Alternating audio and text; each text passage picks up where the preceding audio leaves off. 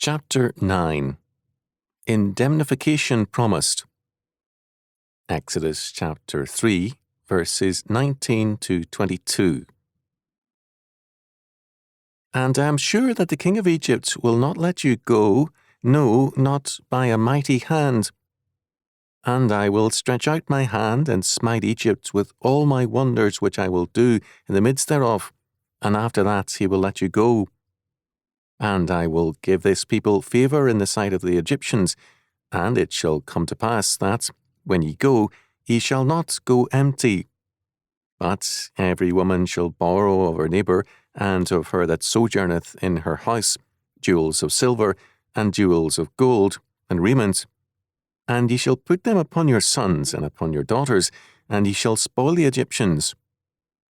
Exodus chapter 3, verses 19 to 22.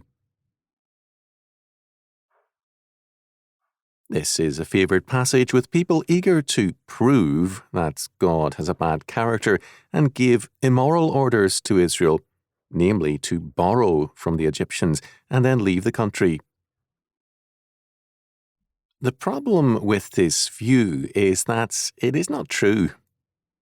Our word borrow comes from the Middle English, borrowen, which in turn is derived from the Anglo-Saxon borgean, a pledge or guarantee. Borrow translates the Hebrew word sho'el, which can mean request, demand, require, and more, including borrow. Ellison has called the translation borrow as indefensible. It was a demand for compensation for their labours. Clements pointed out, the Egyptians will be glad to pay the Hebrews for the work they have compelled them to do as an encouragement to go.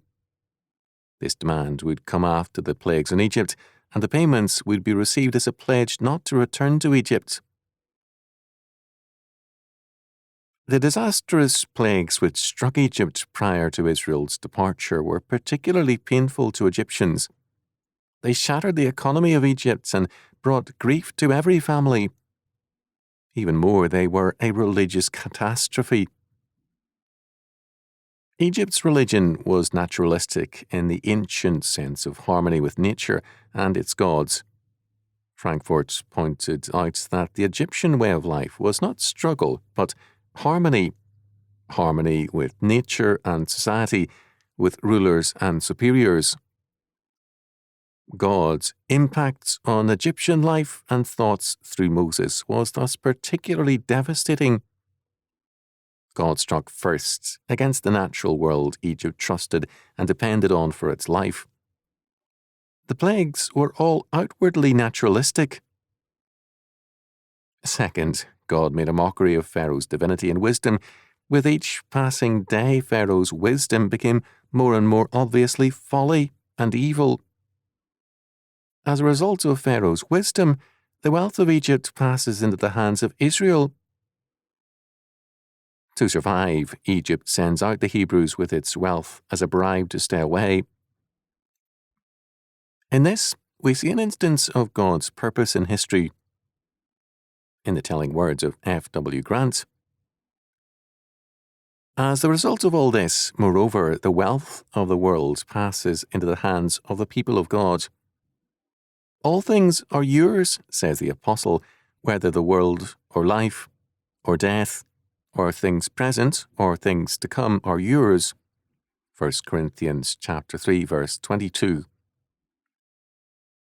Men out of Christ, as they have right to nothing, so indeed they possess nothing.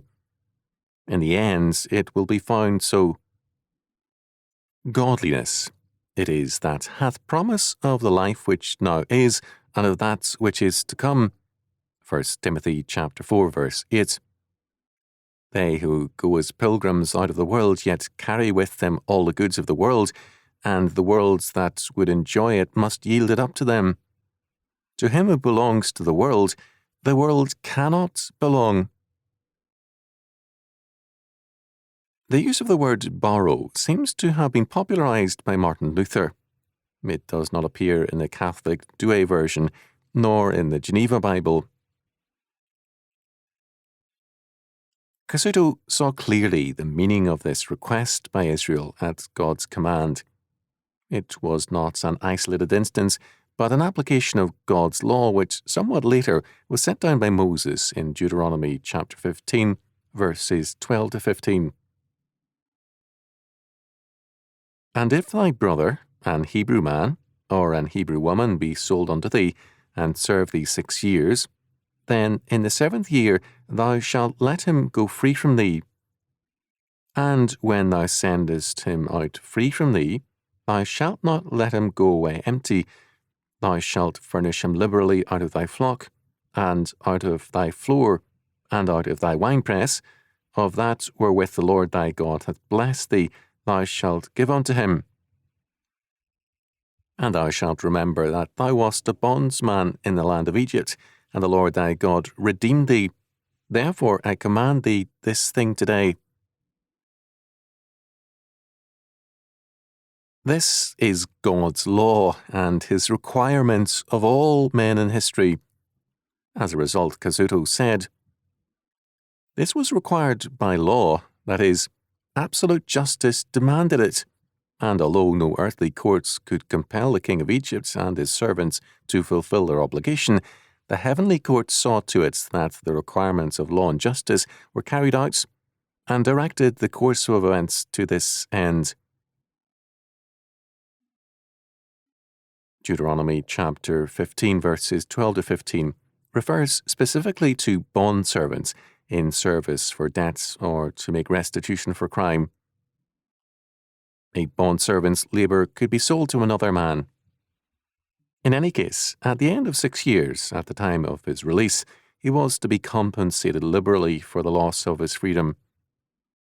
This was not equivalent to payment for services, but a way of enabling the person to resume a normal life with some capital in hand. All this was to spoil the Egyptians. The Hebrew word is natsal, which can mean either spoil or save, and it is usually save in the Bible. This would render the phrase, and ye shall save the Egyptians.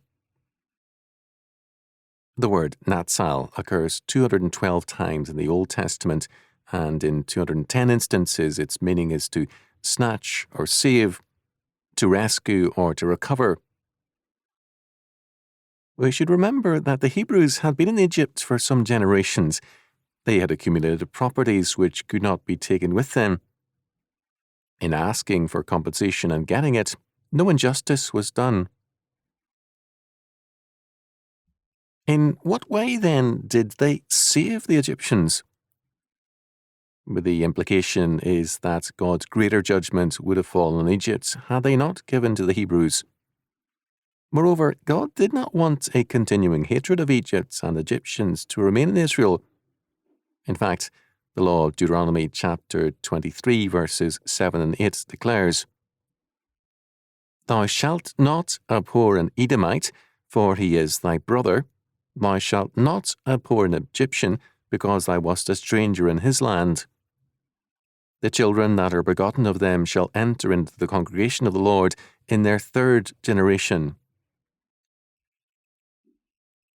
Foreigners were eligible for citizenship in Israel's covenant. Some, because of their low moral status, were eligible only after 3 generations, others after 10. Israel was to remember the handicaps of being an alien in Egypt and be godly in its dealings with aliens in its midst. An interesting aspect of this episode is that God declares, The king of Egypt will not let you go, no, not by a mighty hand, or as Gispin renders it, unless a mighty hand compels him. Verse 19. That mighty hand was the hand of the Lord God. In Genesis chapter 15, verse 14, God promised Abraham that Israel would come out of Egypt with great substance. Now, Pharaoh's power having been broken by God through the plagues, God enriches Israel by requesting indemnification by Egypt. But the request, at God's orders, was not to be made by either Moses, nor by the men of Israel, but by the women. Verse 29. The weakest of Israel would ask for and, by God's grace, receive the gifts. There was another reason for this request being made by women to women. In our day, we forget that in more than one culture of antiquity and in some to this century, women had a protected role. A man converted his monetary wealth into gems, gold and silver, and these were in the form of ornaments to be worn by his wife. Thus, even the wives of tradesmen and peasants would often be richly ornamented. We have some evidence of this protected status of women, a curious bit in Genesis chapter 12, verses 10 to 20. Abraham, in going to Egypt to escape a famine, asked Sarah to pass herself off as his sister. As his wife, while no man would touch her as long as she was a wife, they might readily kill Abraham to make Sarah a widow and thus eligible for marriage. Murder, in their eyes, was a lesser offence than in any way laying hands on a married woman. Thus, when the Hebrew women asked the Egyptian woman for an indemnity, they were going to the actual possessors of Egyptian wealth.